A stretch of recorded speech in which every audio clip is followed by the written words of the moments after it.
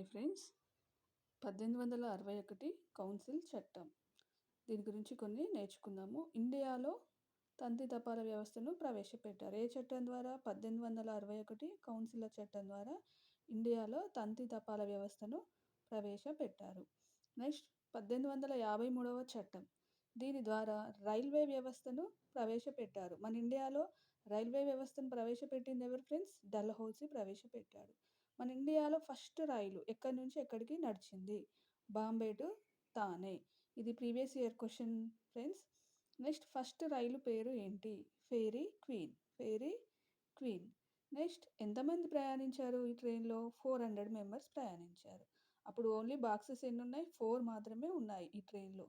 ఈ ట్రైన్ యొక్క ఇంజన్ పేర్లు సింధు, సాహిబ్, సుల్తాన్. ఇంజన్ పేర్లు ఏంటి? సింధు, సాహిబ్, సుల్తాన్.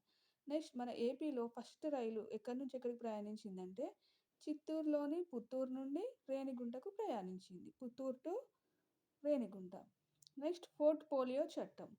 ప్రభుత్వంలో మంత్రి పదవుల్ని కేటాయించడాన్ని పోర్ట్ పోలియో చట్టం అంటారు. పోర్ట్ పోలియో చట్టం అంటే ఏంటిది? ప్రభుత్వంలో మంత్రి పదవుల్ని కేటాయించడాన్ని పోర్ట్ పోలియో చట్టం అంటారు. మళ్ళీ ఒకసారి అండి. 1861 చట్టం ద్వారా ఇండియాలో తంతి తపాలా వ్యవస్థను ప్రవేశపెట్టారు. 1853 చట్టం ద్వారా రైల్వే వ్యవస్థను డల్హౌసీ ప్రవేశపెట్టాడు. మన ఇండియాలో ఫస్ట్ రైలు ఎక్కడి నుంచి ఎక్కడికి? బాంబే టు థానే. రైలు పేరేంటి? Fairy queen. ఎంతమంది? 400 మెంబర్స్ ప్రయాణించారు. బాక్సెస్ ఎన్ని? 4. ఇండియన్ పేర్లేంటి? సింధు, సాహిబ్, సుల్తాన్. ఏపీలో ఫస్ట్ ట్రైన్ ఎక్కడి నుంచి ఎక్కడికి ప్రయాణించింది? Puttur to Renigunta. Portfolio చట్టం అంటే ఏంటి? ప్రభుత్వంలో మంత్రి పదవుల్ని కేటాయించడాన్ని పోర్ట్ పోలియో చట్టం అంటారు.